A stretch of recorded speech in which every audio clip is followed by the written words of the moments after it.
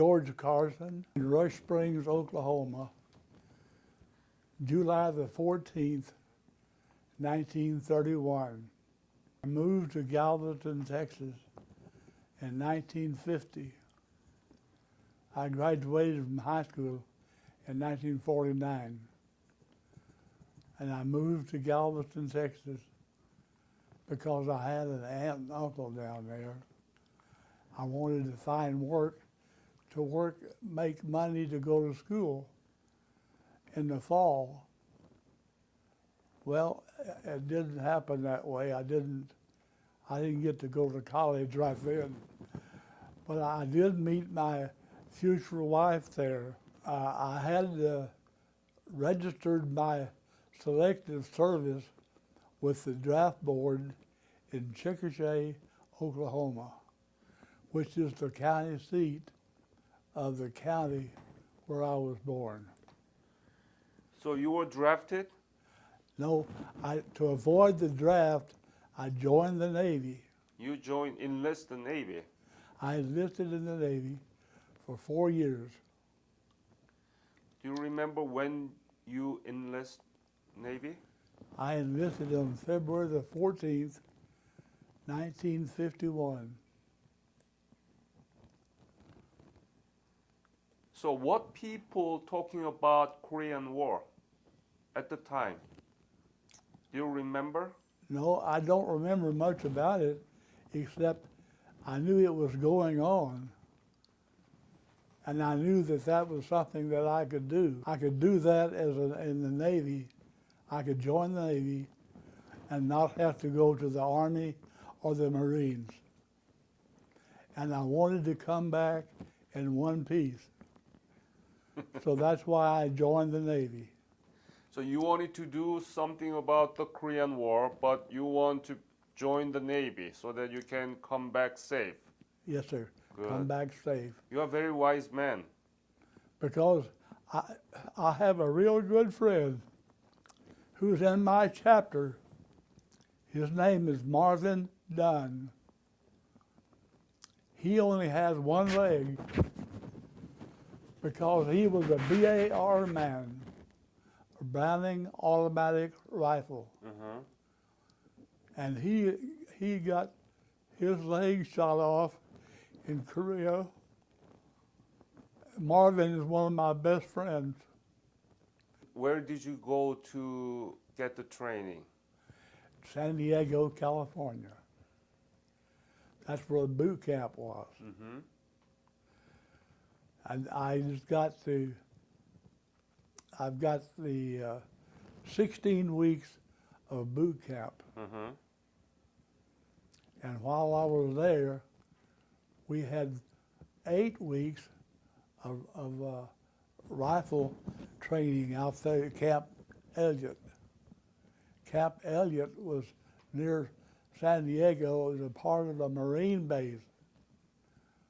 And that's where we had our rifle training. I got the idea that Korea was our friend, and that this is where we had a chance to stop communism.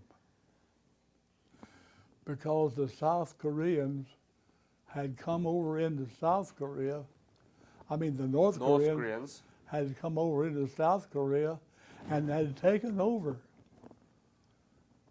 They had taken over because they wanted to enforce communism on South Korea. Yep. Well, I thought, well, now that's not right, and I can do something about that. In the Navy, I was in a radio operator, which is communications. Mm-hmm. And I got to interact with the officers that way. We'd get messages, we'd receive messages, and we would route them around for the officers to read them and sign off on them. So that's very important job. Yes, it is. Mm-hmm. I had to learn the Morse code. Morse code. I had to learn to send it and to receive it. Can you show me how you did it? Yeah. Just do it now. Yeah. Yeah. Now they also had a speed key. If you were real good, you could use that speed key. Uh-huh. But I remember so much. We had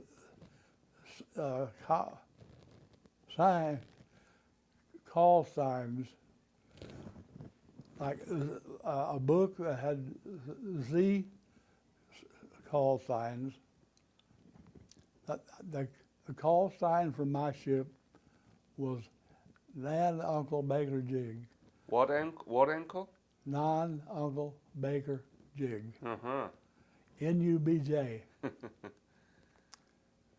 Well, that was the call sign. Now the voice call sign was Raceway. I had my ship was already in Korea. So when I got out of radio school, I had to take another train. I went to Yokohama first, and then I took a train from Yokohama down to Sasebo. Uh-huh. Sasebo is down in the very southern tip of Korea. When we got to my ship, what they do, they pull up alongside my ship, and they shoot a line over to my ship, and some of those guys over there get that little line, Mm-hmm. and they pull it, and they get the little bit bigger line, and pretty soon you got a great big line, Mm-hmm. big enough to hold a man in a basket. So you were in the basket.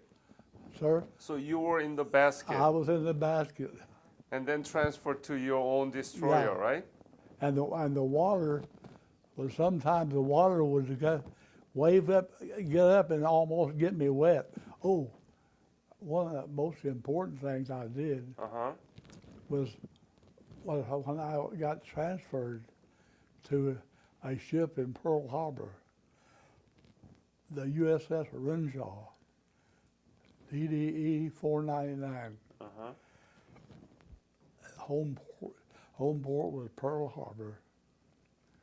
And when I was on that ship, we went to Itawetok and Bikini, where they had the hydrogen bomb test. Oh. Now that was really something. Uh-huh. That was very top secret. We weren't supposed to even talk about that. And we couldn't get mail in or mail out as long as we were on the station down there. But I remember so well that when they had that blast, we had to be on the opposite side of the ship. Like the blast was going to be on the starboard side, we had to get on the port side.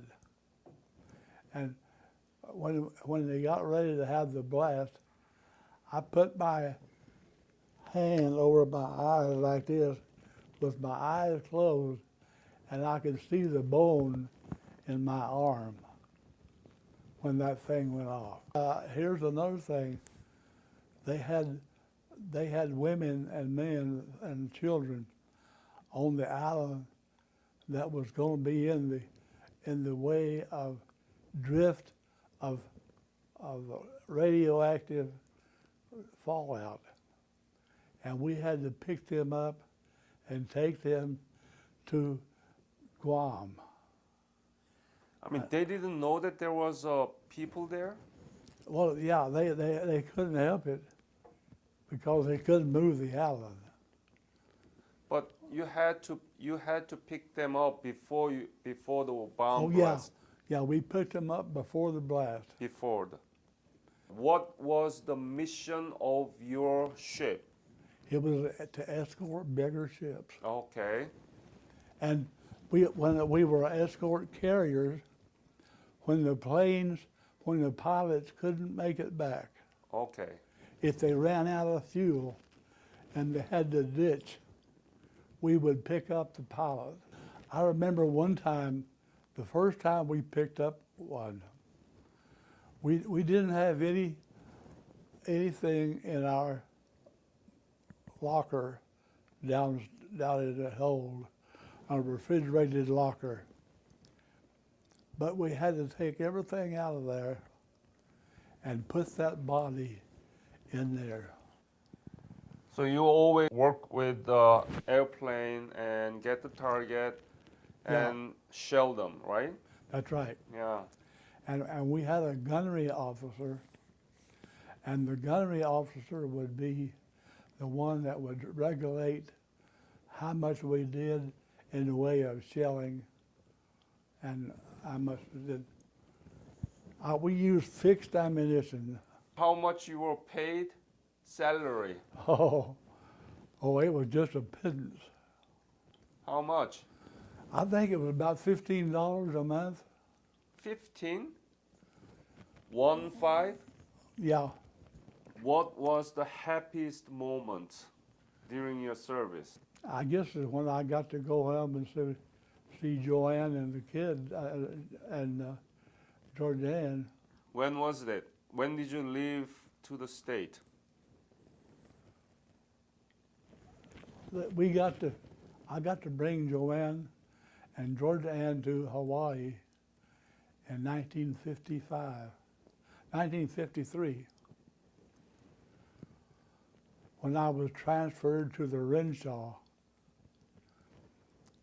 We got the money up to buy a ticket for my wife to fly With her?